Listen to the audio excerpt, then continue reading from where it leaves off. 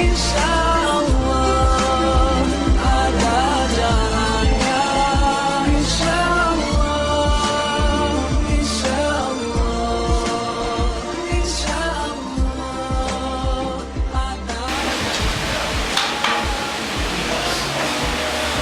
Bismillahirrahmanirrahim. Alhamdulillahi Muhammad sallallahu alaihi wasallam ala al-kiram azimin zaman syuril al-Fatiha. Bismillahirrahmanirrahim. Rahmanirrahim. Maliki yaumiddin. Iyyaka na'budu wa iyyaka nasta'in.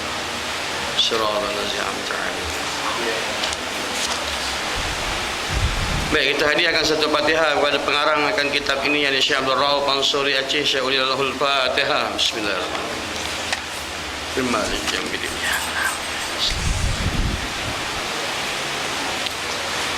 Bismillahirrahmanirrahim. Alhamdulillah ma'amin wassalatu wassalamu ala asyrafil anbiya'i wal mursalin sayyidina Muhammadin wa ala alihi washabihi ajma'in. Qala rabbi shrah li sadri wa yassir li amri wahlul 'uqdatam min lisani yafqahu qawli. Qala ma'alifun Allah ta'ala wa nafa'ana bi ulumi fi daraini amin ya ma'alim rahmah hikmata 'alimni ya ma'alim rahmah hikmata 'alimni ya ma'alim rahmah hikmata 'alimni. Rabbi adkhilni mudkhalan sidqin wa akhrijni marjan sidqin waj'alni min ladunka nasiran qaddimu ilaika bayna zalika kulli.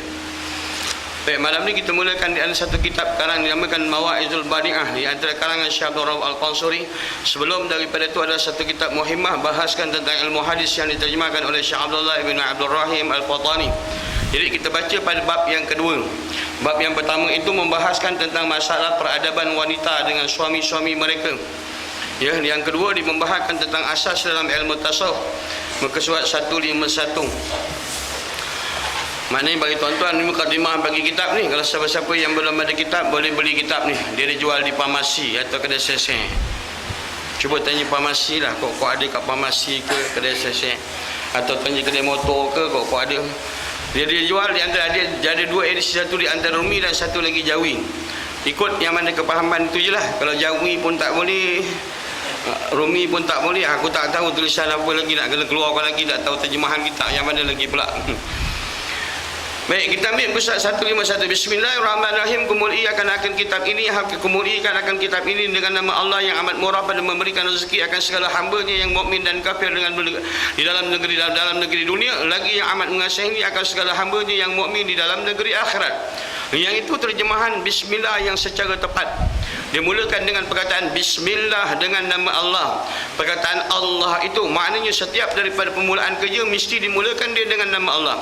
Mana-mana di antara pekerjaan yang tak dimulakan akan nama Allah, maka hal keadaan bercampurlah di antara urusan itu dengan syaitan dan iblis. Seperti mana dialog Ibn Raslan dengan iblis, dan juga ada kalanya dialog ada di antara dialog Rasulullah dengan iblis, sampai dia mengatakan kalau seandainya suatu amalan yang manusia lakukan itu tidak disebut dia dengan bismillah, nescaya aku akan mencampuri dalam bahagian dalam bidang itu. Kalau andainya manusia makan yang tanpa daripada bismillah, maka sesungguhnya akulah disuapkan yang akan ke mulut aku.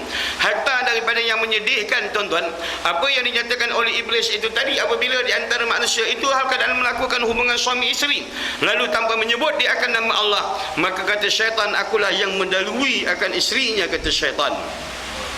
Cuma nak mulakan bismillah tu je, tak payah benau, dia tak payah deposit, dia tak payah cagaran, dia tak payah geran tanah, dia tak payah gerento.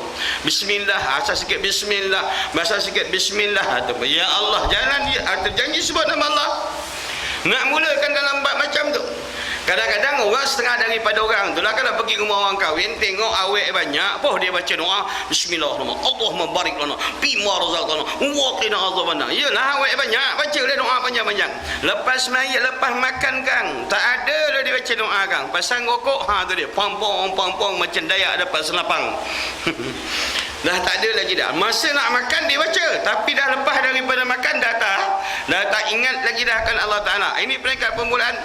Begitu juga kalau seandainya orang yang masuk dia ke dalam bilik air tanpa menyebut akan nama Allah, maka syaitan akan mengambilkan di antara air najis itu, lalu disapu-sapukan di kepala orang yang membuang air itu tadi, maka dia akan mewarisi penyakit lupa dan nyanyuk.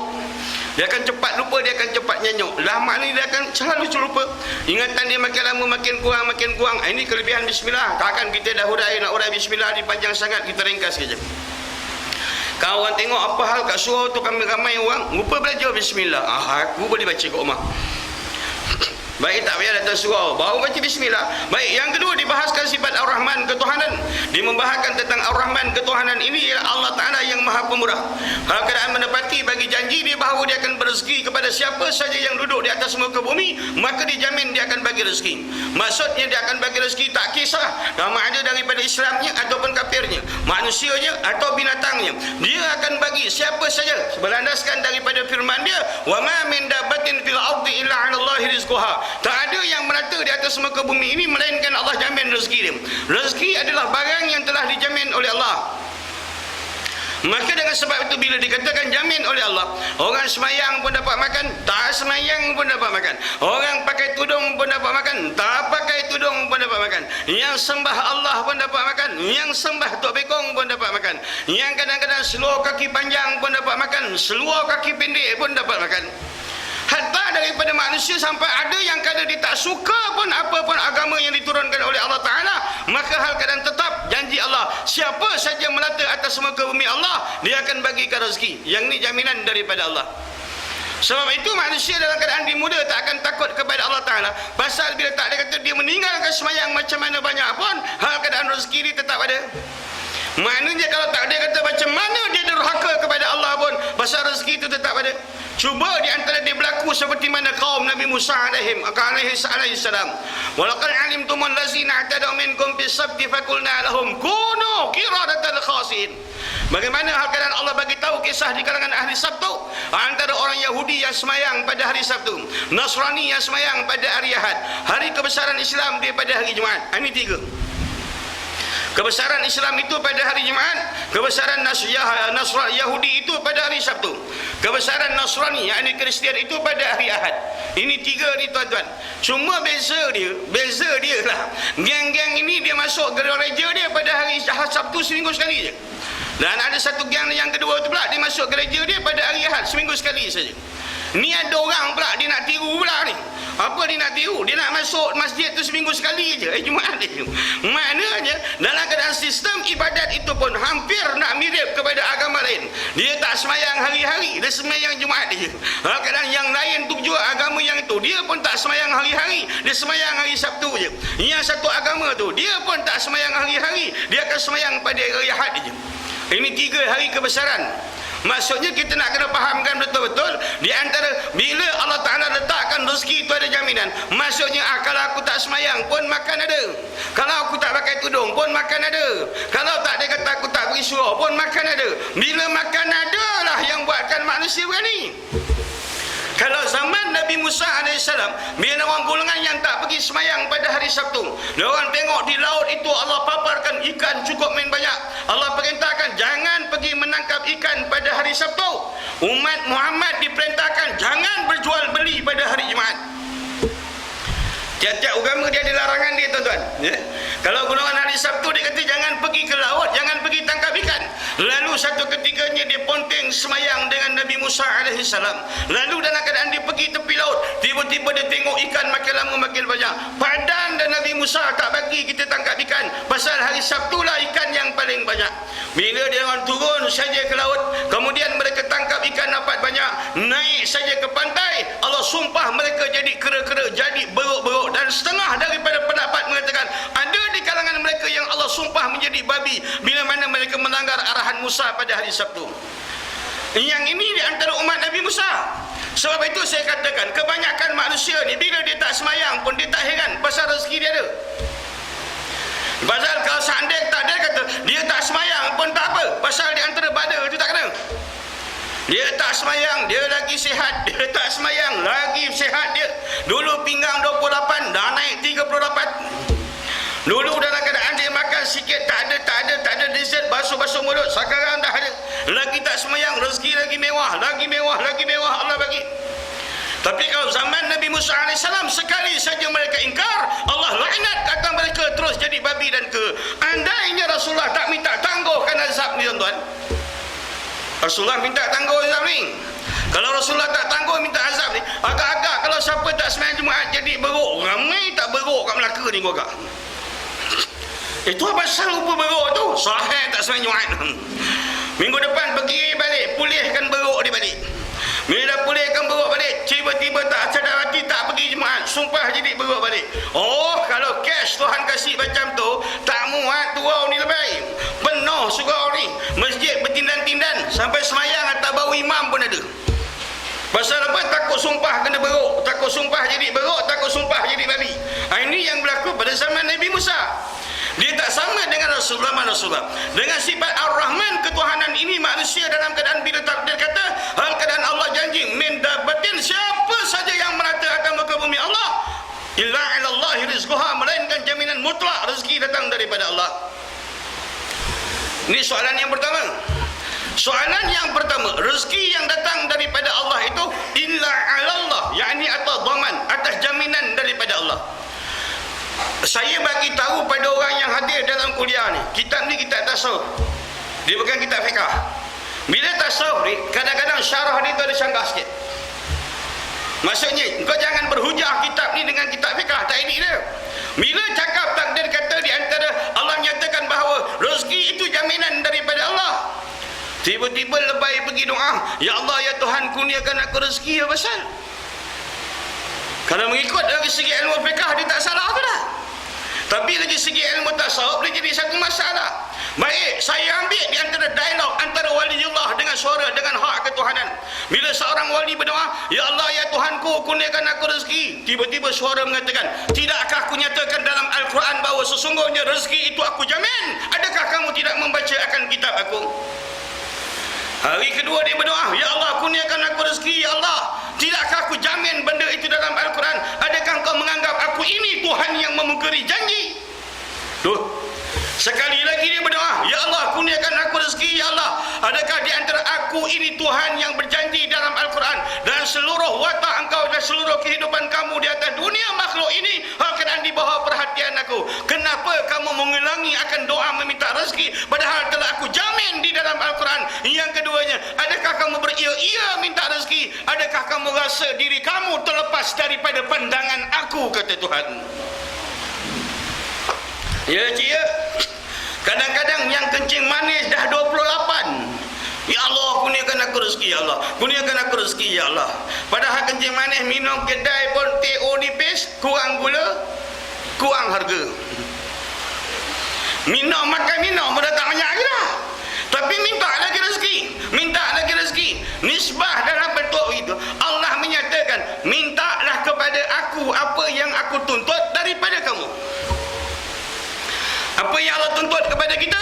Wa ma khalaqtul jinna wal insa illa liya'budun. Aku jadikan jin dan manusia melainkan untuk mengabdikan diri kepada Allah. Minta kepada Allah, ya Allah ya Tuhanku, tunjukkanlah aku ya Allah bagaimana jalan yang terbaik untuk mengabdikan diri kepada Engkau. Inna ala zikrikah, tunjukkanlah aku ya Allah bagaimana cara untuk mengingati Engkau. Wa syukrikah, bagaimana cara jalan nak bersyukur kepada Engkau. Wa husni ibadatik, dan sebaik-baik hal keadaan menunjukkan pengabdian kepada Engkau, wahai Allah. Sebab tu doa ni begini, jamin mati dalam iman tak ada jaminan.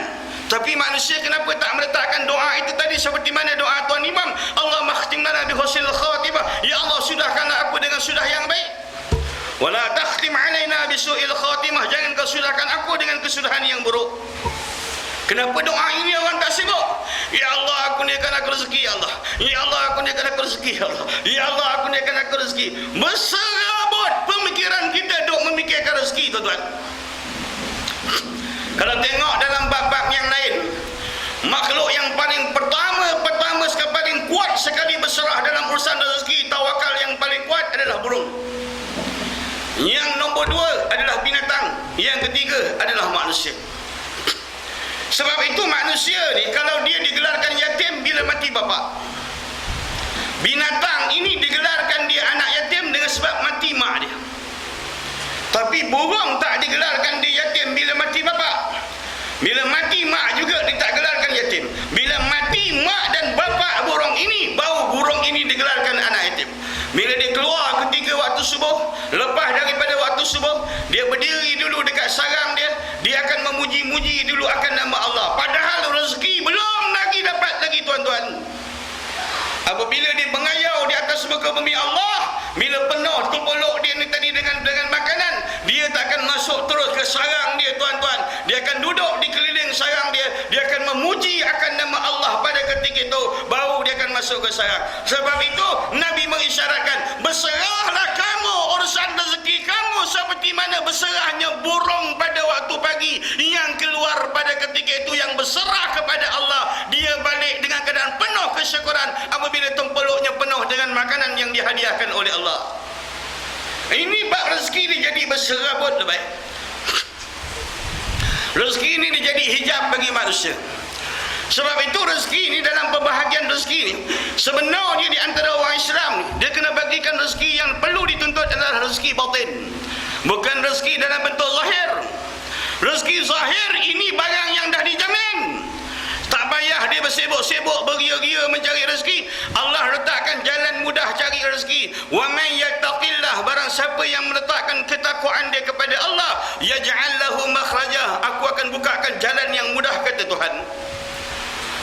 Yang lebih lagi baik cerita dia, wa yarzuqhu min haitsu la yahtasib, lalu kami rezekikan mereka daripada sudut-sudut yang mereka tidak sangka.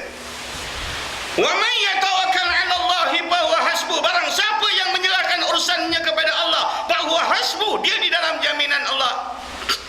Nak meletakkan Allah itu sebagai Tuhan Ar-Razzaq yang memberi rezeki, Tuhan yang bernama Al-Fattah yang membukakan ruang rezeki, Tuhan yang bernama Al-Wahhab yang menganugerahkan akan rezeki. Pegang ni dulu. Sebab itu awal-awal agama itu yang diajar oleh ulama, awaluddin ma'rifatullah, awal-awal agama kenal Allah. Bila dikenal Allah, ada keyakinan yang jazam, hal keyakinan yang qat'i dalam menyimpulkan tauhid dia kepada Allah, maka urusan tawakal ni akan lebih kuat dia kepada Allah Ta'ala. Maka dia tidak bersibuk-sibuk, hatta daripada dia tergelincir hingga dia mencari rezeki, kadang-kadang terpaksa meninggalkan perintah Allah, yakni sembahyang. Kadang-kadang dia cari rezeki, kadang-kadang terpaksa langgar perintah Allah, tak bertulung. Kadang-kadang dia cari rezeki, kadang-kadang menimbulkan barang yang meletakkan syubhat, tak tahu sumber itu halal ataupun haram, tuan-tuan. Ini bab Ar-Rahman, ketuhanan. Nama Tuhan Ya Rahman, Ya Rahman, Ya Rahman, zikir saja nama Tuhan. Bila ada 88 zikir, Ya Rahman, Ya Rahman, Ya Rahman, Ya Rahman, perkataan Ar-Rahman. Maka dengan sebab itu Allah bagikan rezeki. Saya bagi tahu pada tuan-tuan, Allah bagi rezeki kepada manusia ini dalam dua peringkat, dalam dua bahagian. Rezeki yang pertama Tuhan bagi kepada orang-orang yang beriman kepada Allah Ta'ala. Keadaan di mana Allah tambahkan akan rezekinya, lalu bertambah hatinya tenggelam dalam mengingati akan Tuhannya, maka rezeki macam ni carilah seberapa banyak yang nak cari. Jangan pada rezeki yang kedua, yang Allah tambahkan dia akan rezeki dalam bentuk zahir, Allah tarik rezeki pada bentuk batin, yakni hati dia kosong daripada mengingati Allah dan lalai daripada Allah. Bahkan yang lebih menyedihkan lagi, dia duduk dalam upacara ibadat menyembah Allah, hati mereka tidak ada urusan dengan Allah. Ini tasawuf, tuan-tuan, dia nak bersih jernihkan hati. Hati ni nak kena bersihkan dulu. Tapi masalahnya kita dah silap, kita semayang ni hati tak ada kat Tuhan. Pasal dulu masa muda-muda bercinta, kita cakap dengan bini, dengan makwa kita, hati abang dah tak ada kat orang lain, semua abang serah kat engkau. Kita dah serah kat bini hati ni. Sebab tu semayang tak ingat Tuhan, dah tak ada hati. Balik kan cakap, mbak balik hatiku. Balik kan cakap dengan bini, mbak balik hati aku. Padahal aku semayang tak ingat Tuhan, pasal hati aku dah kasih kat engkau muda-muda dulu. Duk semayang ingat tunang, duk semayang tengok letak pandang lenggok tunang, duk semayang terpandang perbuatan-perbuatan tunang. Nak pula yang tua-tua ni, masa bertunang dulu dating naik bas, bila makwa dia turun daripada bas, dia kasih pelengkis lagi. Dia tengah semayang, tiba-tiba moncong dia terangkat. Rupa teringatkan makwa dia bagi pelengkis tadi. Allah. Berapa minit? 3 minit. 3 minit saja dalam keadaan anda berurusan dengan Allah. Manusia tidak boleh kunci hati dia semata-mata untuk Allah. Dalam masa 3 minit kau tak boleh bercakap apa di solat, barang yang dimulakan dengan takbiratul ihram, dengan perbuatan yang tertentu dan bacaan yang tertentu, dan ditutupi dia dengan salam. Makna ini takrif dalam bahagian sembahyang. Tarik semayang tu dia. Tapi dalam masa 3 minit dia cuba nak kunci dia ingat kepada Allah, dia datang barang yang lain daripada Allah.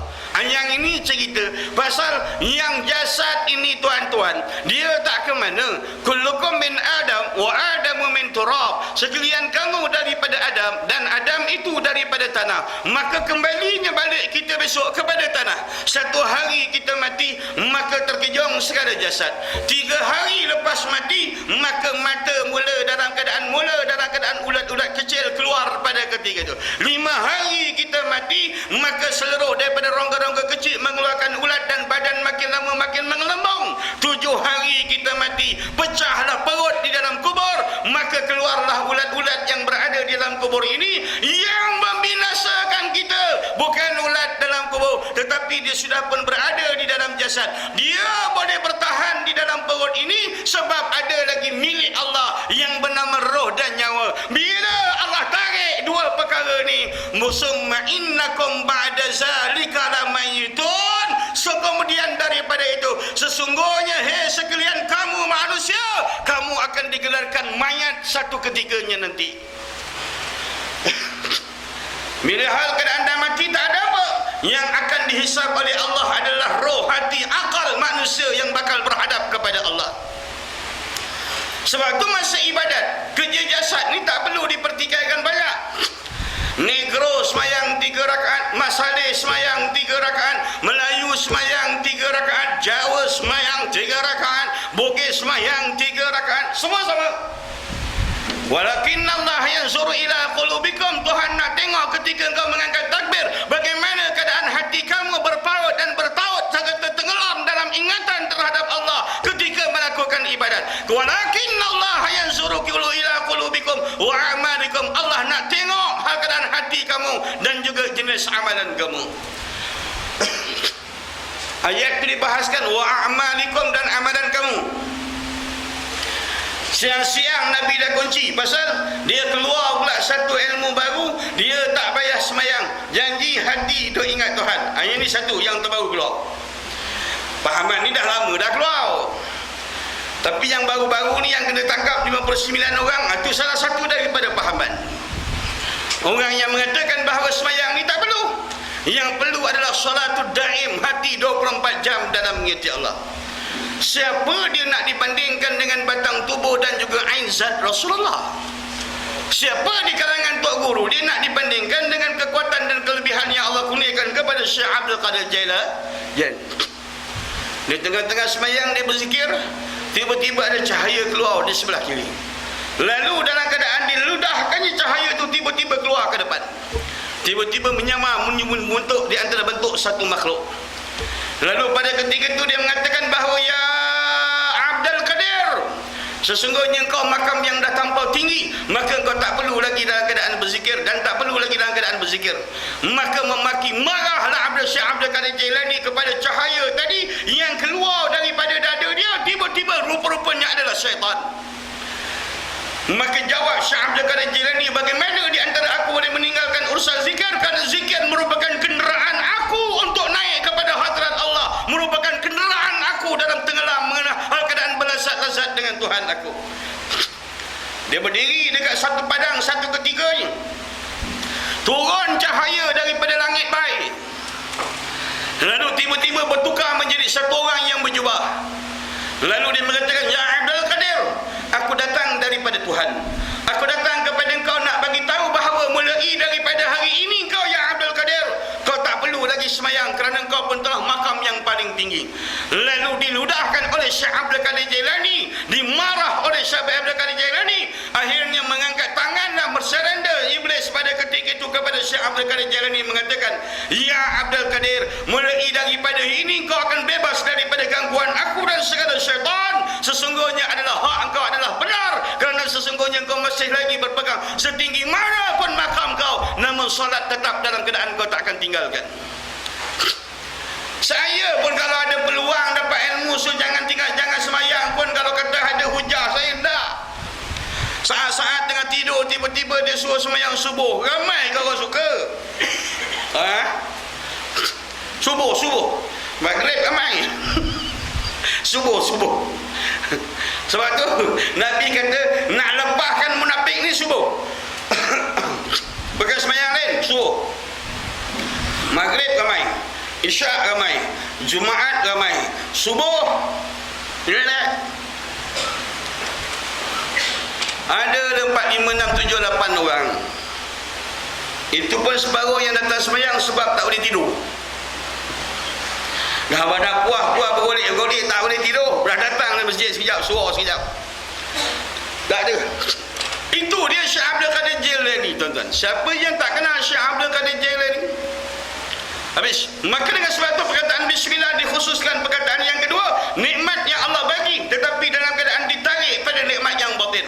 Orang yang tak semayang, tiba-tiba Allah tambahkan akan nikmat. Dia menyangka Allah sayang dia, pada hakikatnya Allah tarik nikmat yang pada batin. Dia akan semayang tetapi hati dia akan dikosongkan daripada mengingati Allah. Ini cara Allah marah manusia, cara Allah murka manusia. Ya. Kalau ibarat kata lah bang, ya, ibarat kata ayam naik atas urap, bagi jagung tak jalan dia. Kasih jagung gebus, letakkan depan sikit, kejauh dia. Tapi tak keluar lagi surau. Letakkan jagung, balut, sapu dengan pelantar, letakkan depan pintu. Dia kejauh, dia kata toke kita sayang kat kita, orang surau sayang. Tapi dia tak keluar lagi, letak kat pintu depan lagi. Dengan jagung dia, dengan apa makanan yang lazat-lazat untuk binatang. Lalu dia pergi makan pada ketika itu, maka terkeluarlah dia daripada surau.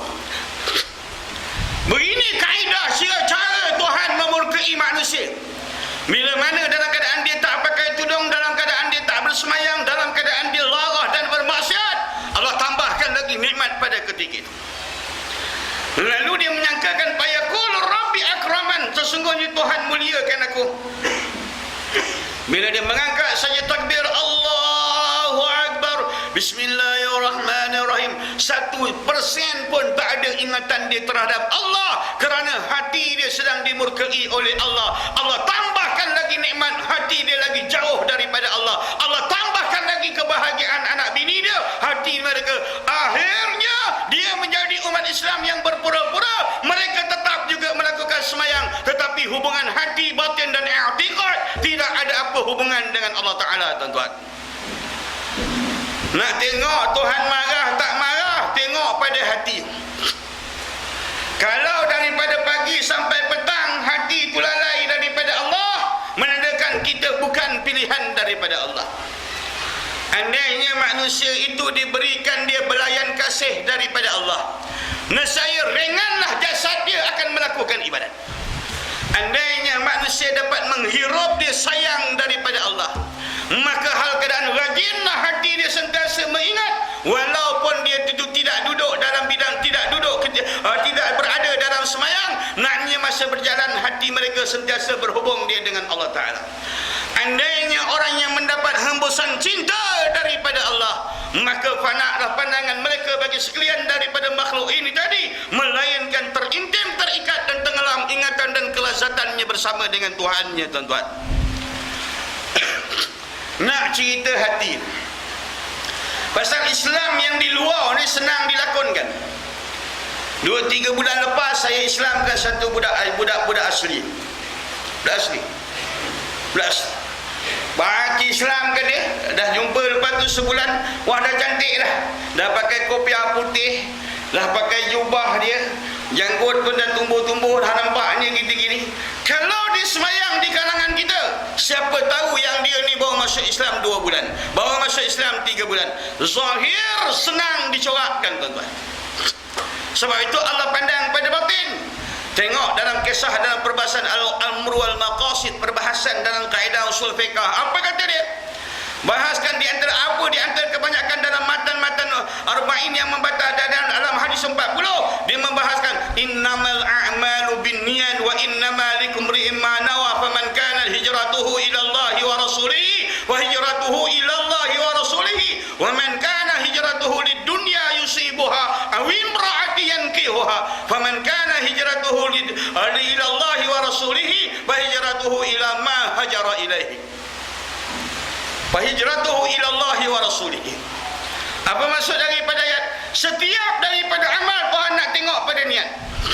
Pergi masjid, masuk duit dalam tong tu, apa cerita dulu hati kau dengan Tuhan? Bukan ambil duit main baling saja, tak pakai. Dia nak tengok dulu apa tujuan kau masuk duit itu. Bila kau turun daripada rumah melangkah nak pergi surau, pasang niat dulu atas tujuan apa kau pergi ke surau. Menandakan Allah pandang dulu bicara roh, bicara hati sebelum melakukan ibadat. Innamal a'malu binniyat. Mesti dipandang pada niat terlebih dahulu. Kalau niat dengan sebab itu, kerja dalam ibadat ini adalah kerja roh. Roh walaupun berlaku kiamat, dia takkan binasa baik. Yang binasa adalah jasad. Roh takkan binasa. Dipinjamkan roh ini, dihantarkan roh ini ke dalam sangkau jasad. Hal keadaan diberi peluang beribadat selagi mana jasad ini dikandung badan, nyawa dikandung badan. Maknanya peluang roh ini beramal selagi mana di antara nyawa itu berada dalam jasad. Kalau sekadar 63 tahun mengikut ulama mengatakan, ikut pada time waktu akhirat 2 jam 20 minit sahaja hidup atas dunia. Macam mana umur kita sejak daripada keluar air mani umur 15 tahun sampai 25 tahun? Di mana hubungan kita zahir dan batin dengan Tuhan? 25 tahun dia dah mula urat menggatal, dia dah naik, dia dah kenal perempuan, dia dah mula main dating asmara, kirana, dia mabuk asmara. Pada ketika umur 25 tahun dan mula kahwin pada ketika umur ketika itu sampai umur 35 tahun, bagaimana i'tiqad dia tentang Tuhan ketika sembahyang? Bagaimana faham dia tentang Allah ketika ibadat? Masuk 40 tahun baru kita nak mu'alaf, nak berjinak-jinak kita dengan agama. Yang ini nak fahamkan, bila hal keadaan cerita yang sebenarnya adalah yang ada di dalam ni, nama dia roh. Yang ini akan menjadi perbahasan, bukan sekadar dalam meletakkan pada zahir manusia, pada hakikatnya walakinnallaha yanzuru ila qulubikum. Tuhan nak tengok hati manusia. Tinggalkan. Itu namakan Ar-Rahman, nama Tuhan Ar-Rahman. Allahu Akbar. Okey dah baik. Dan juga hal keadaan yang mayam negeri dunia, dan amat mengasihi dia akan segala hambanya yang mukmin dalam negeri akhirat. Tapi dekat akhirat besok baru berbeza. Yang mana mukmin, yang mana tak mukmin. Yang mana percaya, yang mana tak percaya. Yang yakin dengan Tuhan dengan yang tak yakin dengan Allah. Di situ dia akan. Masa ketika itu innal abrara lafi na'im, orang buat baik dia akan masuk dalam jannatul na'im. Wa innal fujjara lafi jahim, orang buat kerja buruk akan terhemban dalam neraka jahim. Ya. Situ berada farat atas dunia ni belum nampak lagi. Bila berkumpul saja pada hari raya, semua orang akan nampak dia adalah di kalangan orang-orang yang mukmin. Padahal hakikatnya ada di kalangan manusia yang semayang seminggu sekali, yang jarang semayang melainkan hari raya, yang hal keadaan mereka tak melakukan ibadat yang lain melainkan semayang hari raya. Tapi oleh kerana pakaian yang sama, orang menghukum ini adalah orang yang bermukmin kepada Allah Ta'ala. Tapi bila difarakkan akan hati mereka, di akhirat besok boleh tahu siapa yang mendapat nikmat daripada Allah. Orang yang beriman Allah akan bantu, orang yang buat dosa maka Allah humbankan dalam neraka jahim. Ya tuan-tuan, bila hilas tulil firdausi ahlan wala aqwa 'alan naril jahimi fahabli taubata wa fir zunubi fa innaka ghafiruz zambil azim. Ya Allah, sesungguhnya tidak layak untuk aku jadi warga jannatul firdaus. Bahkan ya Allah, tapi aku tak ada kekuatan nak melawan neraka jahim. Apa yang kau nak minta? Fahabli taubata wa fir zunubi, tolonglah ya Allah, kurniakanlah aku biar orang yang gemar bertaubat kepada Engkau dan juga ampunkanlah dosaku. Fa innaka, sesungguhnya Engkau ghafiruz dzunub, Maha pengampun bagi dosa-dosa yang besar. Minta dengan Tuhan begitu. Peringkat dalam umur begini bukan ibadat menuju ke syurga, bukan ibadat menunjukkan kepentingan keselamatan di sana. Buat yang mula-mula mukadimah setelah bertahun-tahun kita lara dan lalai daripada Allah. Lalu dalam keadaan pemukadimah yang kita nak berjalan mulai daripada hari ini, aku tak ada nak minta apa dengan kau ya Allah. Nak minta syurga pun aku rasa aku tak layak. Cuma aku minta sebelum daripada aku tutup mata aku ni ya Allah, waj'alllahumma ja'alni minat tawabin. Jadi kalau aku orang yang bergemar bertaubat kepada Engkau, waj'alni suci zahir daripada segala maksiat, suci batin daripada riya, takabur, ujub, sum'ah, gila pangkat, gila syuhra, gila kemasyhuran, gila nama. Ini perjuangan yang terakhir. Pasal kalau dia datang, tak ada harapan dia dah. Tak ada harapan. Maka itu sifat Ar-Rahim ketuhanan. Maka rangkumkan antara kedua itu. Hari ini manusia bila dia melakukan ibadat kepada Allah, dia yakin bahawa dia akan masuk syurga dia, bini dia, anak dia, ataupun bini-bini dia. Kalau siapa yang banyak bini lah. Macam saya, bini-bini saya. Ini aku 3 ni. Aku nak cari yang keempat. Tak salah je Tuhan kata boleh.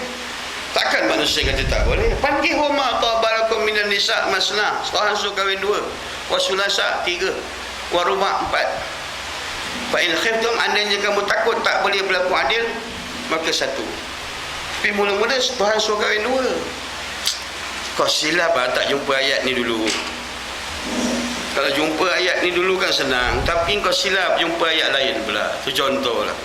Mana dia kata takkan besok dia yakin dia akan duduk syurga anak beranak satu ketika masa. Tengok di atas dunia ni tuan-tuan. Atas dunia ni tengok. Mula-mula Tuhan tunjukkan dulu di mana hisab pada yaumil mahsyar. Tengok dulu dacing tu ada pada akal tuan-tuan. Dacing tu sekarang yang nak kena. Jangan tunggu hisab di akhirat, tunggu hisab atas dunia ni. Tuan-tuan boleh hitung. Hasibu anfusakum qabla an tuhasabu. Hisab dah diri kamu sebelum kamu dihisab. Baik, saya bagi contoh. Di mana dacing dan neraca dia? Saya bagi contoh. Allahu Akbar, Allahu Akbar. Maka dacing akan bergoyang. Pergi, tidak. Pergi, tidak. Pergi, tidak. Malas aku nak pergi, maka menanglah yang bahagian kiri. Bila lepas semayang ya, nak wirid, tidak. Wirid, tidak. Dacing dah mula bergoyang. Wirid, tidak. Dacing ni dah ada dah sekarang ni tuan-tuan. Kalau atas dunia ni dacing kebajikan sentiasa kalah, dacing lara dan kemaksiatan secara menang, secara dan sentiasa menang. Apa lagi yang nak ditunggukan neraca di akhirat? Atas dunia ni pun masih boleh adjust timbangan pun kita tak mampu lagi tuan-tuan. Ni dacing yang ada kat dalam. Pukul 4 pagi terbangun, pau. Tiba-tiba dapat, oh yang aku ni dah tua. Bila aku nak bangun tahajud? Bangun, tidak. Bangun, tidak. Bergoyang tak dacing tu? Dah dacing, bergoyang. Maka satu dacing ni bercakap, kau ni dah tua, bangun dah semayang. Nabi kata sesungguhnya kubur itu gelap, maka terangkan dia dengan qiyamul lail. Nak bangun. Tiba-tiba suara yang sebelah kiri, dacing kiri pula bercakap, engkau ni dah tua, engkau kena perlu tidur cukup. Kalau kesihatan kau terganggu besok, lagi kau tak boleh ibadat. Ya tak ya juga, menang balik yang ni. Kau perasan tak macam nak biol dacing tu tengah-tengah malam, pagi-pagi. Ni kejap dia kata bangun, kejap dia kata tidak. Kejap. Dalam diri manusia ni, baik saya kat depan, kurang-kurang mesti ada 2 saka dalam ni. Satu saka baik, satu saka buruk. Jangan kau nak tuduh orang saka. Semua orang ada saka. Ustaz bola pun ada saka. Saka aku ni kalau bercakap, bila dengar azan Allahu Akbar, Allahu Akbar, saka baik kata, wah, nak pergi masjid tak rasa, cari kelebihan sunnah Nabi. Saka baik tu. Saka jahat pula kata apa? Anak badan kau berpeluh-peluh, tak selesa semayang. Anak kepandang nak ngadap Tuhan, biar dia bersih-bersih. Ni saka jahat kata. Saka baik pula jawab, ni saka aku tahu, aku tak kata saka kau. Saka kau punya pasal. Ni saka aku ni. Saka aku ni pula cakap apa lagi dia kata? Alah, berpeluh tak berpeluh pun, janji jangan najis, janji boleh semayang. Saka jahat ni pula apa kata apa dia? Ketiak kau bau cecorot, sekarang kau semayang satu masjid berbau ketiak kau macam bau cecorot. Mari kau mandi dulu. Oi, saka aku bergaduh lebih baik. Tapi cara kau tengok aku macam sama je saka ni. Paling terang saka ni masa ketika bangun subuh. Allah as-salatu khair. Bila tarhim, sini ada tarhim. Tarhim ada tarhim. Kan ada tarhim. Bijai sayyidina Abi Bakrin Siddiq radhiyallahu an. Oh, dia pun bangun. Nak pergi masjid. Kata-kata saka baiklah. Saka jahat kata, baru Sayyidina Abu Bakar, Omar, Ali, Osman. Boleh lagi tidur kejap. Faham? Bijai sayyidina Osman bin Affan radhiyallahu an. Saka baik kata, dah tiba Osman ni kan takut aku tak sempat. Kata sangka jahat, lepas Osman ada Ali, ada seorang lagi Ali, ada lagi Ali. Siap. Bila dah habis, wa an kulli sahabati wal qarabati wa ajma'in. Saka kata, alamak, tarhim dah habis. Saka jahat, biasa Bilal ngaji dulu. Kau perasan tak saka ni berentap malam-malam? Dia tak ada suara, tapi dia ada. Yang kita ni, aku nak cakap bahasa aku je. Yang kita ni macam saya, jadilah hakim bodoh mandang dia bertekak. Dengar dia ke ni, dengar ke dia ni, dengar ke dia ni, dengar ke dia. Penyedah dah malas, tak nak ada Bilal tertidur biar dia tak bang. Puang-puang ada alasan aku tak pergi semayang, minta ada Bilal tertidur. Tengok dah cing, kalau atas dunia dah cing yang sebelah kiri ni sentiasa berat, yang kanan melambung. Nak tunggu dah cing apa lagi di akhirat? Atas dunia pun dah nampak di mana cenderung dia. Itu contoh tuan-tuan, contoh. Saya memang kuliah dengan suara macam ni. Tak maaf cakap. Kongsi baca. Maksudnya, bila tak ada kata, atas dunia pun begitu. Anak nak suruh semayang tidak? Nak suruh semayang tidak? Anak tak semayang? Nak rotan tidak? Nak rotan tidak? Oh, istilah ni keluar. Paling banyak lagi lepas semayang, Assalamualaikum warahmatullahi. Waalaikumsalam warahmatullahi. Boleh? Tak apa. Assalamualaikum. Waalaikumsalam. Jawab. Tak apa. Kalimah sama. Assalamualaikum dengan Waalaikumsalam sama ke? Sama lah. La ilaha illallah. Apa kau tengok aku macam terperanjat aja ni? Boleh. Imam kan isyak kan? Assalamualaikum warahmatullahi. Waalaikumsalam warahmatullahi. Tak salah. Assalamualaikum. Waalaikumsalam. Itu je pun. Jangan bunyi macam orang-orang bagi salam kedai kopi. Assalamualaikum. Ada tak kan? Assalamualaikum. Ada kan? Assalamualaikum warahmatullahi. Imam tak bagi salam kedua pun tak apa. Kalau dia nak kata Waalaikumsalam warahmatullahi, dia niat biar antara biar makmum bunyi, tak ada salah tu lah baik. Itu pekah lah baik. Malah kalau cakap. Tengok dah ceng dekat situ. Maka alhamdulillahirabbil alamin wassalatu wassalamu ala sayyidina Muhammadin sayyidul anbiya sayyidil anbiya wal mursalin wa ala alihi wa sahbihi ajmain. Segala puji bagi Allah yang memiliki akan sekalian alam. Alhamdulillahirabbil alamin. Alhamdulillah. Dululah orang tua-tua ajau. Orang tua-tua lah dia ajau. Dekat alhamdulillah tu cuba yang mati-mati tu kau buang. Kau buang lam yang mati tu, kalimah tu tinggal Ahmad. Yang kedua mati tu huruf mim. Buang mim, dia jadi Ahad. Mula-mula perjuangan dia ke arah Ahmad, kemudian tenggelam dalam lautan Ahad. Itu orang tua-tua punya ilmu lah. Aku nak cakap pun aku luncuk tu belum cukup tua. Ilmu orang tua-tua dulu. Segala puji bagi Allah sekalian alam. Ini tuan-tuan macam-macam ustaz dengar. Ustaz Syauqi, ustaz apa lagi, Dr. Azmi, macam-macam bahabat puji. Puji qadim bagi qadim, puji qadim bagi hadis, puji hadis bagi qadim, puji hadis bagi hadis. 4 pujian, maka kembalikan balik segala pujian itu kepada Allah. Dalam tasawuf dia pakai 3 je. Mula-mula puji kita, puji qadim bagi hadis, puji hadis bagi qadim. Kita puji akan Allah. Bila tak ada kata kita puji akan Allah, bila dapat redha daripada Allah, Allah akan puji pula kepada kita yang memuji akan dia. Puji qadim pula pergi kepada hadis. Bila melazim-lazim antara kita memuji akan dia, dia memuji akan kita, maka tenggelamlah dalam lautan nur dia maka tidak ada lagi yang mawjud melainkan dia, melainkan puji itu kembali balik puji qadim hanya tinggal kepada qadim. Yang tu ilmu tu lepas tak payah pening-pening kepala. Kita nak belajar relax-relax aja, santai-santai. Jangan pening-pening kepala. Segala puji bagi Allah yang memiliki segala alam. Yang tu puji mutlak untuk Tuhan. Puji-pujian ini boleh diharuskan dia. Yang pertama mutlak, puji Tuhan bagi zat diri dia. Bila dia kata tabarakallahu ahsanul khaliqin, suratul Mukmin. Cuba tengok ayat. Maha keberkatan Allah, maha baik Allah Taala yang sebaik-baik yang mencipta. Itu dalam suratul Mukminun. Tengok dalam tu. Allah mengatakan la ilaha illa ana fa'budni, tiada Tuhan melainkan aku, maka puji oleh kamu, maka sembah oleh kamu akan aku. Tuhan memuji bagi zat diri sendiri. Puji Allah bagi makhluk. Radhiyallahu anhum wa radu anhu, zalika liman khasyiya rabbah. Mereka redha akan Allah, Allah redha akan mereka. Demikianlah mereka hati yang gemetar terhadap Tuhan mereka. Allah puji bagi makhluk.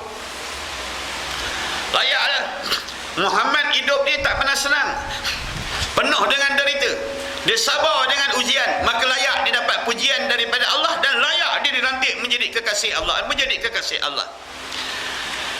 Nabi Ibrahim ujian dalam keadaan tinggalkan anak bini padang pasir.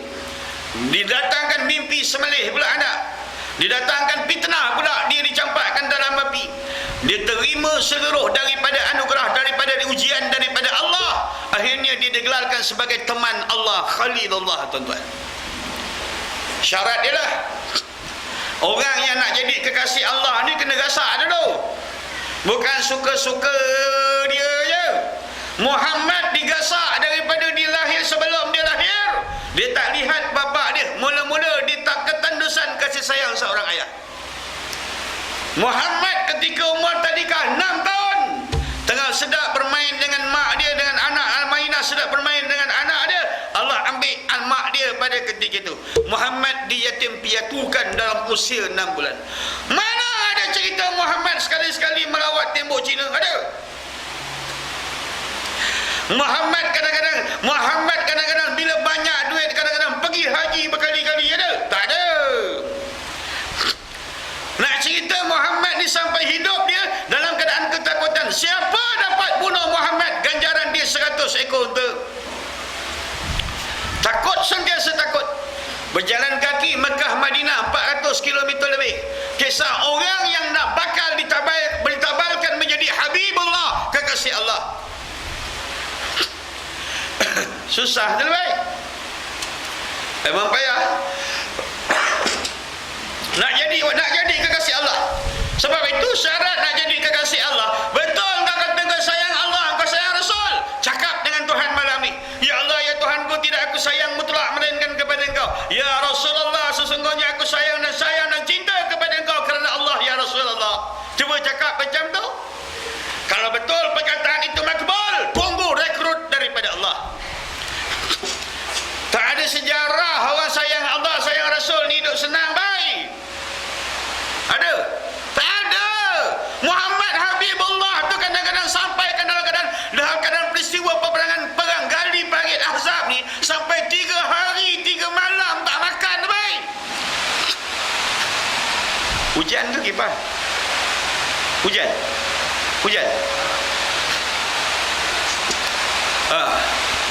Sampaikan satu ketika semayang berjemaah lepas daripada menggali parit dalam peperangan Ahzab. Bila Nabi menoleh di belakang, sahabat semua ada kebanyakannya yang dah jatuh pingsan akibat terlalu lapar, tuan-tuan. Ini syarat orang yang nak hampir kepada Allah, mesti kena gasak dulu, mesti kena uji dulu, mesti didatangkan ujian dulu. Macam mana imam baca ayat tadi, apa dia? Apa tujuan dia menjadikan kehidupan? Allazi khalaqal mauta wal hayata, yang menjadikan kehidupan, kematian dan kehidupan, liyabluwakum, bagi menguji sekalian kamu, ayyukum ahsanu amala, siapakah yang sebaik-baik amalan. Faham? Manusia, tuan-tuan, Tuhan dah sindir kami tajam dalam Quran. Ahasiban nas, adakah menyangka manusia suka-suka dia aja. Ayo teraku. Allah nak membiarkan dia begitu saja. Ayyaqulu amanna.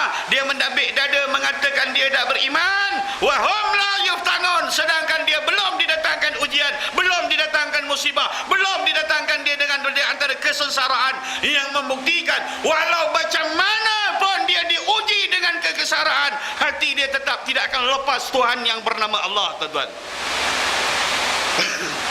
Ya, turun Sayyidina Jibril alaihissalam berjumpa Nabi Ibrahim alaihissalam. Ya Ibrahim, adakah engkau perlukan apa-apa bantuan?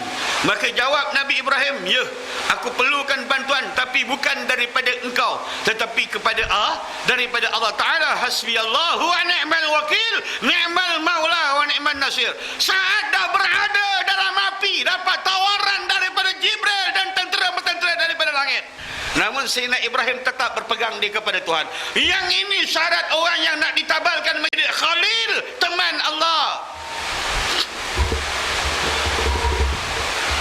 Lepas makan isap rokok, pangpung. Kejap lagi kan isap rokok, pangpung. Satu hari 20 batang. Semayang 17 rakaat. Banyak rokok daripada rakaat. Itu pun nak masuk syurga yang pertama. Nak masuk Jannatul Firdaus. Segan sikit lah tuan-tuan. Kena ujian dulu. Mana ada orang yang tak kena ujian? Kalau tengok di antara seorang daripada sahabat Nabi SAW yang asalnya daripada anak orang kaya, bila dia masuk daripada agama Nasrani, bila dia masuk Islam bersama dengan Rasulullah, hari Rasulullah ziarah dia pada ketika itu, dia mengangkatkan Rasulullah dengan cawan yang agak sempit. Lalu ketika dalam keadaan dia mengangkat, tiba-tiba air mata dia mengalir, hal keadaan terlampau sedih. Lalu dia menyatakan kepada, ya Rasulullah, ini saja yang ada pada aku, ya Rasulullah. Inilah cawan yang ada pada aku, ya Rasulullah. Aku berjanji dengan kau, ya Rasulullah, satu ketikanya kalau aku kaya, aku akan bagi kau makanan yang terbaik. Apa jawab Rasulullah? Hari ini yang kau hadiahkan kepada aku, yang kau jamukan aku adalah yang terbaik daripada ketika orang kau kaya satu masa dan ketikanya nanti. Faham? Kau ingat orang makan buat jamuan kerja kahwin besar-besar tu okey ke? Tak juga. Kadang-kadang dia berbangga lah, ramai orang datang rumah dia, dia berbangga lah kadang-kadang. Nak cari kenama kemasyhuran. Rumah dia hari tu kerja kahwin dapat anggur seorang 7 kilo. Sampai dia bercucu orang sebut lagi. Dia nak itu, maka Allah kau perkenankan. Apa niat kau? Macam Tuan Imam, bukan imam kau. Tuan Imam. Bila kata, Mam, hari ini ada kenduri. Imam ni demam malah nak pergi. Tiba-tiba Imam kata, Allah, dah lama tak kena kepala kambing. Ingat nak pergi dah juga, kena kepala kambing lagi. Tak apa? Diingatkan Imam, ini bukan Imam kau tahu. Katakanlah aku bekas imam, aku pun niat dah nak makan daging kambing. Tiba saja dekat orang kenduri, lepas baca doa arwah, tiba-tiba kepala kambing sampai dekat aku. Apa saya cakap dalam hati? Oh, mak kebul doa aku nak makan kepala kambing dapat. Besok dekat akhirat bila aku bertanya kepada Tuhan, ya Allah, aku pergi rumah orang tahdir, aku tolong baca doa, di mana pahala dia wahai Allah? Allah tanya, lebay, tidakkah ketika engkau dulu itu, ketika engkau dijemput kenduri, engkau badan kau sakit-sakit, lalu bila kau terkenangkan kau nak pergi kenduri kerana engkau nakkan kepala kambing, tidakkah masa ketika lepas kau bertahlil aku telah sampaikan niat kau kepada kambing di depan mata engkau, tidak ada lagi habuan pahala pada hari ini, kata Allah, tuan-tuan. Itu je pun. Nak cerita niat. Maaf kata orang Melaka ni niat mesti baik orang Melaka cakap. Lepas dia cakap, ni orang Melaka cakap lah, hati mau baik lepas tu dia selawa. Rok. Selawa lah. Rok. Baik, itu segala puji bagi Allah Ta'ala. Maka kembalikan puji kepada Allah Ta'ala. Betul dah, saya tadi dah nak jalan sekali lalu je. Sikit lagi banget. Okay. Nak balik pun hujan ni. Kita tunggu peti ya. Saya lagi jauh bang, nak balik Kuala Pilah sana bang. Malam ni rumah bini muda. Bini tua Melaka. Balik kang dia bukan bincang kuliah, dia bincang aku. Betul ke ustaz tu kahwin dua? Yang aku bercakap ni dia tak bincang. Bini aku dia bincang. Betul ke? Dia tanya yang ikut kuliah-kuliah saya ni. Betul ke ustaz tu bini dua, tiga? Kau dengar apa yang kita bercakap? Bukan yang tanya aku dah kahwin. Kerja aku nak tambah lagi satu ni insya-Allah. Kau doakanlah. Mana dia tahu aku jadi menantu kau besok. Habis. Maka alhamdulillah itu puji Allah Ta'ala pada makhluk. Puji qadim bagi puji hadis bagi qadim. Seperti mana imam baca subhanallah, subhanallah. Ataupun hari ini aku jumpa dalam sejarah hidup aku 52 tahun, hari ini aku jumpa satu lagi wirid baru. Lepas daripada azan sembahyang sunat sebelum qamat ada wirid tadi. Tuan ni buat tadi. Saya kata baru, ni mana puji dapat? Daripada mana dapat? Oh. Dan antara pujian-pujian dalam bentuk bacaan itu alon kan, tak ada masalah. Kalau boleh tak kisahlah macam mana, ni contohlah di masjid-masjid tu, tak kisahlah macam mana suara Bilal pun mengajilah dekat mikrofon tu dibandingkan kadang-kadang dipasangkannya kaset aja lebih baik. Pukul 5 pagi dia pasangkannya kaset orang mengaji, orang bangun. Orang tunggulah Bilal bang. Ngupa sampai pukul 8 tak bang. Bilal entah membuta dalam bilik azan dulu. Nebuah ngejut ke lebih Bilal. Bila nisbah di antara, bila takdir kata, bila puji yang Allah kita letakkan kepada Allah Ta'ala, subhanallah, maha suci Allah. Allah tu maha suci. Bukan kerja engkau yang nak mensucikan Tuhan, kerja engkau mensucikan i'tiqad dan juga hati engkau daripada barang yang tak layak dihubungkan kepada Allah. Ini dimaksud tasbih. Subhanallah, subhanallah, subhanallah. Bila nak datang ingatan, teringatkan bini, tolak subhanallah, subhanallah. Tengah-tengah berzikir, duk teringat siang tadi bini aku masak apa ya? Memang tak payah fikir lauk malam. Bini aku biasa makan malam tu lah lauk siang. Subhanallah, tolak. Ingatan dia tolak. Subhanallah, subhanallah, subhanallah. Oh, nak ada lagi ingatan, tolak. Yang tolak inilah dikatakan menyucikan barang yang tak layak dihubungkan dengan Allah. Dan tasbih ini dalam bentuk ta'ajub. Subhanallah ini dalam bentuk ta'ajub. Subhanallazi asra bi'abdihi lailan minal masjidil harami ilal masjidil aqsa allazi barakna haulahu linuriyahu min ayatina. Subhanallah, ta'ajub. Bangun tengah-tengah malam, bangun. Aku cakap ringkaslah, bangun tengah malam. Aku cakap bangun tengah malam, entam dia bangun, nak semayang tidak, apa pun tidak, entam dia duduk berselimut, bangun tengah malam. Angkat semayang dah lebih. Semayang taubat 2 rakaat. Kemudian buat dia witir tahajud 2 rakaat. Kalau tak larat, buat 4. Kalau tak larat, buat 6. Tak larat, buat 8. Tak larat, buat 10. Tak larat, buat 12. Witir, buat dia 3. Kalau rasa penat, buat dia 5. Kalau rasa tak berdaya, buatlah 7. Kalau rasa tak larat, buatlah 9. Oh, kalau rasa badan lemah betul, gaut-gaut, buatlah 11. Sekurang-kurang dia 3, selebih-lebih dia 11. Faham? Takkan daripada zaman 60-an witir 3 ketul je lebih. Tambahlah. Kereta dah bertukar, apa rumah dah besar, banyakkan lagi syukur. Zaman Jepun pun witir 3 ketul. Dah zaman 2016 pun dah dapat duit banyak pun witir 3 ketul. Tak aci lah baik. Tambah sikit. Bangun tengah-tengah malam, buat. Jangan bangun sembahyang itu je. Bangun pandang kejam. Ya Allah ya Tuhanku, dulu aku ya Allah ya Tuhanku. Pandang pada langit. Rasakan kau duduk bawah langit. Pandang bagaimana Allah susun. Waja'alna masaba. Apa ayat imam baca tadi? Walaqad zayyana as-samaa'a ad-dunya bimasabiha. Kami hiaskan di antara permukaan langit itu dengan masabih, lampu-lampu, yakni bintang. Ya Allah, Engkau jadikan langit ini 7 lapis, ya Allah. Selapis yang pertama daripada batu, yang kedua daripada besi, yang ketiga daripada tembaga, yang keempat daripada perak, yang kelima daripada emas, yang keenam langit tuan-tuan dia. Langit memang dijadikan daripada benda yang pejal. Kau ingat langit dia benda? Maka 7 satu batu tu dia punya tebal langit pertama tu, perjalanan dia 500 tahun, tuan-tuan. Kalikan dengan 7 lapis, 3,500 tahun punya perjalanan. Dia tergantung tanpa tiang. Dia ada di atas kepala kita. Dia tak ada tiang. Kalau dia jatuh pun masuk di akal. Nak ceritakan, bila kau pandangkan kau sedang disergopkan oleh langit yang ada 7 lapis tanpa bertiang, pandang, renungkan dulu bagi ciptaan dan keagungan tadi. Subhanallah, ya Allah. Subhanallah, subhanallah. Faham? Jangan kau tengok amoy terlampau cantik. Subhanallah. Jangan. Bintang. Tengok bintang berkelip-kelip. Oh.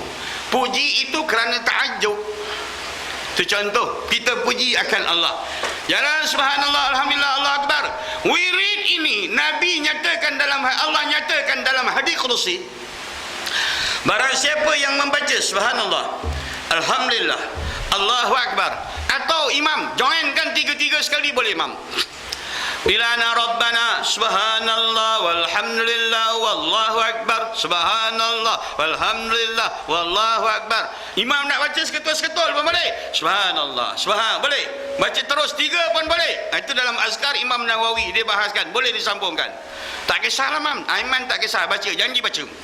Nak cerita dia, Allah nyatakan dalam hadis kursi, barang siapa orang yang cakap subhanallah 33, alhamdulillah 33, Allah akbar 33, tambah yang terakhir sekali 34, genapkan 100, maknanya apa dia?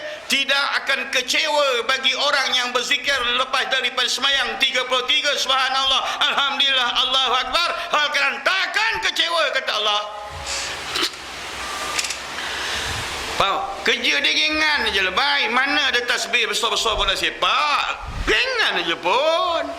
Tapi bila nafsu dah kongkong, nafsu dah tekankan kepala kita, Pak Haji ni, dia dah tekankan kepala cukup-cukup. Nak kata subhanallah lepas semayang pun tak larat. Nak macam kuda kena id. Assalamualaikum. Waalaikumsalam. Buat wirid ke tidak ni Allah?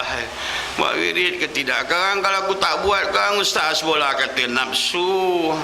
Nak buat tidak. Tiba-tiba bini dia bertempik daripada dapur. Bang, nasi dah siap. Makan bang. Terus setan bacakan dia hadis. Apabila makanan telah pun tersedia dengan semayang dan diri, maka hadaplah makanan dulu. Dengar pula cakap Nabi. Boleh faham? Setakat hadis kau berapa? Setan lagi banyak kitab hadis ni lebay. Saya boleh lagi banyak boleh bahas hadis. Pukul 12 balik kerja, nak pergi jemaat tidak? Bagi jemaat tidak. Setan membacakan hadis.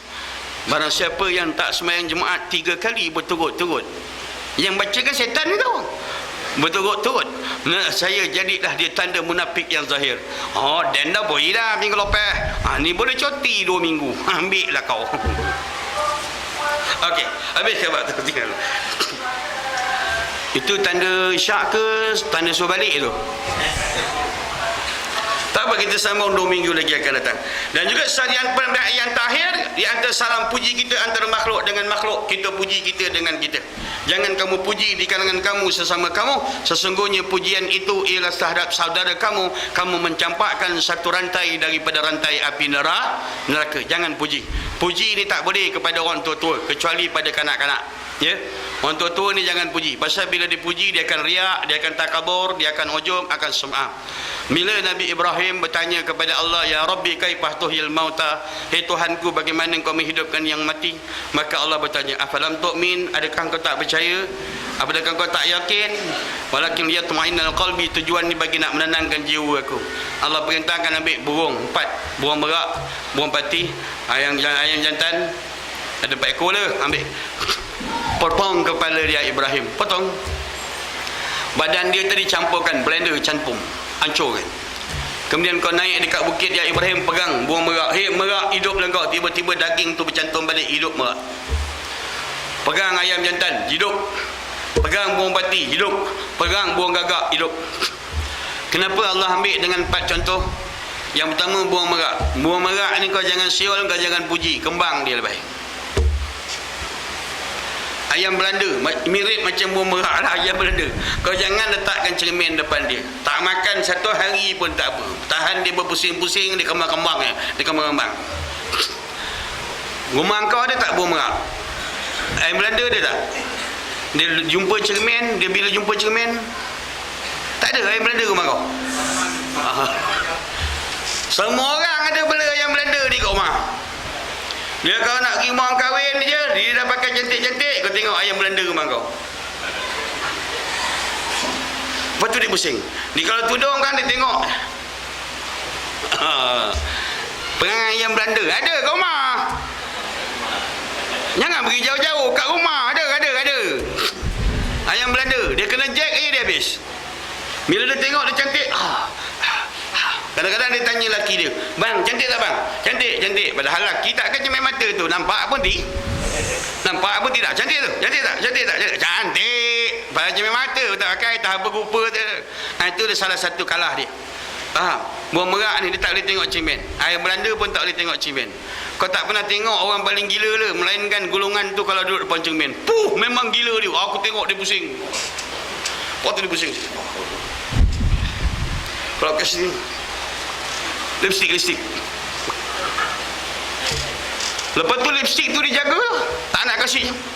Kalau dia makan berbola daging ni apa nama? Makan salah. Berbola daging.